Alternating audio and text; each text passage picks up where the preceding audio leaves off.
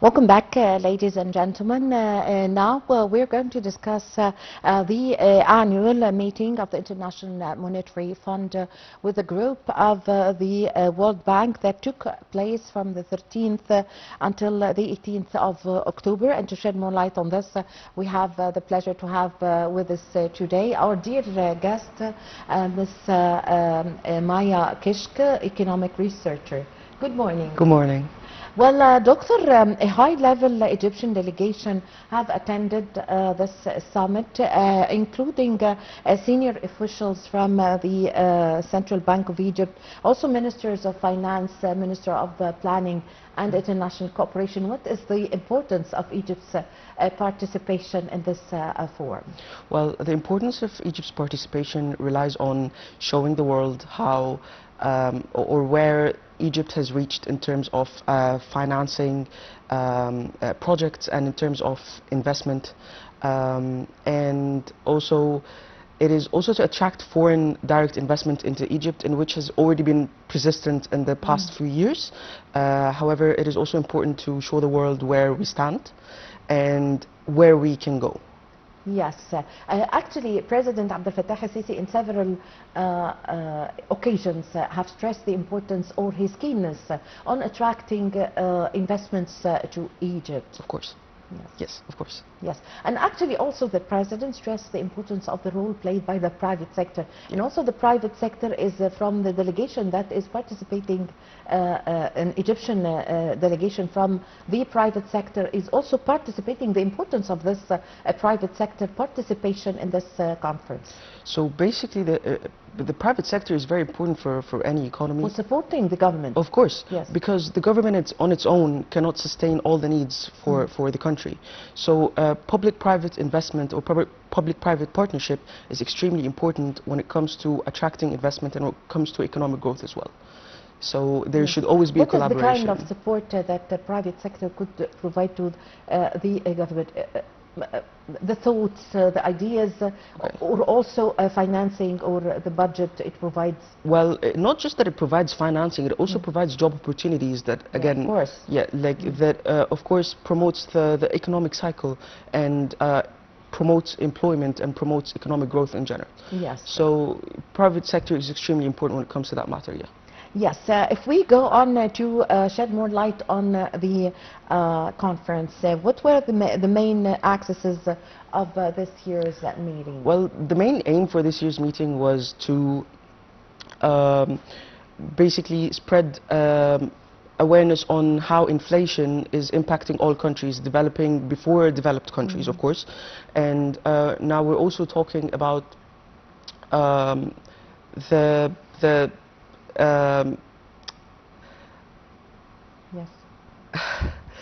increased inflation and increased interest rates around the world. The interest rates are extremely high as well.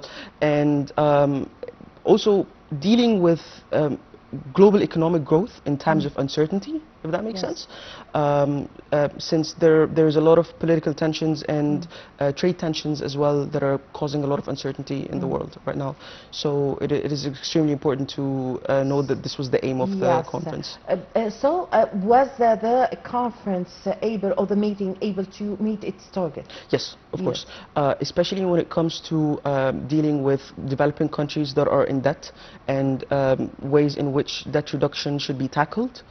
This is one of the most important targets. And another target is also targeting climate financing and mitigating climate change, and especially putting a policy for developing countries when it comes to mitigating with climate change. Yes, this brings us to a very important point, which is the challenges that the participants have spoken about or shed light on during the conference.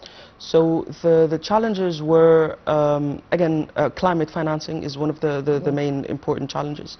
And another challenge would definitely be the high inflation rates around the world. And the inflation rates itself are causing a very slow economic growth, a global economic growth. not necessarily causing a recession. However, it is causing a global Yes. drawback. Yes, so these challenges have actually, like you've just said, that it has made a large number of the whole countries around the world to face several challenges, which is, for example, 2 years ago, the coronavirus, Yes. the wars, whether the war in the Middle East, in Gaza, or the war between Russia and Ukraine. Yep. So, if you would like to extend or shed more light on this point, please. Yeah, of course. The previous couple of years have been an economic downturn for all countries. I mean, as you've mentioned, COVID-19 pandemic. Post-COVID-19 economies have been in either deep recession or have been dealing with inflation and unemployment and structural shifts in the types of unemployment.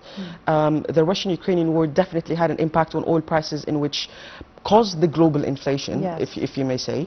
And as well, the war in Gaza, of course, has caused a lot of not just emotional distress, but different types of economic downturns, Yes, yes. especially for the country Yes. of Palestine. So, Ms. Keshk, actually this brings us to also a very important point, which is the challenges that Egypt have faced also, like the coronavirus pandemic, and also the situation in the region.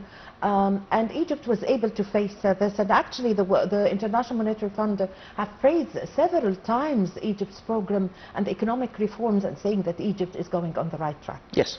So, Egypt is definitely going on the right track. Our GDP levels are actually increasing, and our unemployment rates are going down.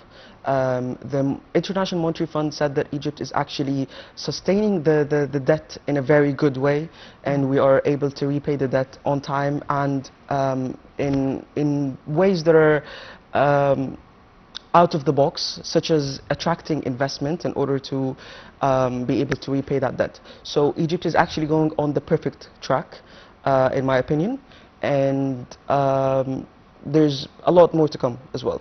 what is the reaction or the steps taken by the International Monetary Fund for the inflation that is the whole world is suffering from?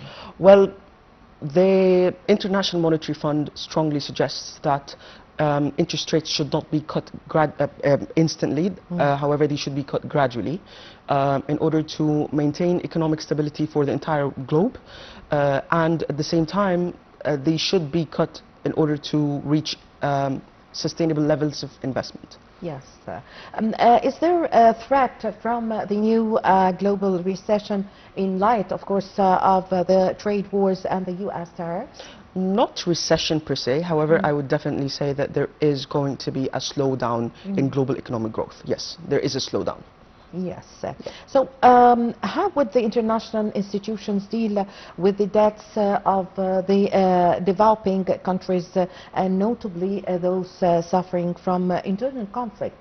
Well, there has been a lot of financing strategies and policies in the IMF World Bank meetings, where the countries are going to have a clear way in order to repay the debt, and more credibility between creditors, and as well a way to have the debt be repaid on not just in a monetary way, but however to have the focus as well on attracting investment such as climate investment in developing countries, in order to be able to repay that debt not just in money. Yes. So are there any new initiatives in order to reduce the burdens of these debts? Yes, of course. There are so many new initiatives, and one of them, as I've just mentioned, is the climate initiative. Yes. One of the most important ones, actually. Yeah. Yes. Yes. How did you follow the participation and the role played by the Egyptian delegation to the summit? How did you follow it? Well, while they were speaking, while the discussions. I mean, the Egyptian delegation, one of the main Egyptian delegation was Dr. Rani al-Mashot, of course, the Minister of Planning and International Cooperation. She's made really great points throughout the conference, also the way in which she mentioned the specific targets that Egypt has, yes, and the targets that have been already achieved. Yes. So. What about the plan that the World Bank is supporting or taking to support the green economy? A great plan. I mean, they are not just supporting it by implementing the ideas into the country's heads, but also supporting it financially by funding more for climate and for go green motives as well. So there's honestly a lot of projects that are based on shifting the global economy into a more green economy, yes, such as decreasing emissions and so on. So definitely a lot going on. So tell us more about the steps taken to boost the representation of the developing countries in the decision-making process. Yes. Of course. So with developing countries, of course, in the past it has been a bit harder for them to express their needs, and so, however, now what is happening is that there is a shift, and there is more of a combination of multilateral institutions that are beginning to show. So now developing countries have more of a voice, and they can voice their needs, and therefore they can achieve more. Is there any kind of support that is provided for the developing countries in the field of digital transformation? Yes, of course. Digital transformation is extremely important, since the entire world is transferring into digital transformation and digitalization. Yes. With developing nations, not just that there is finance for infrastructure for digitalization, but there's also motives to switch the mentality of the employment into learning more about digitalization and AI, because it's extremely crucial when dealing with today's world. Yes. Ms. Keshk, concerning the financing of the climate, as you've just mentioned, how does this plan go on? There are some continents, for example, the African continent is the least responsible for the climate change. So when we're talking about a country that is least responsible, or a continent that is less responsible for climate change, and full of natural resources, of course, yes. The world's greatest natural resource place. Yes, of course. Well, we're talking about climate justice here.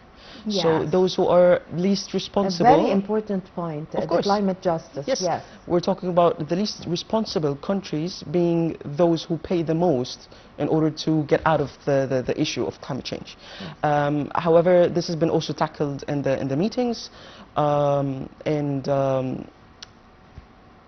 it's getting somewhere, I can say.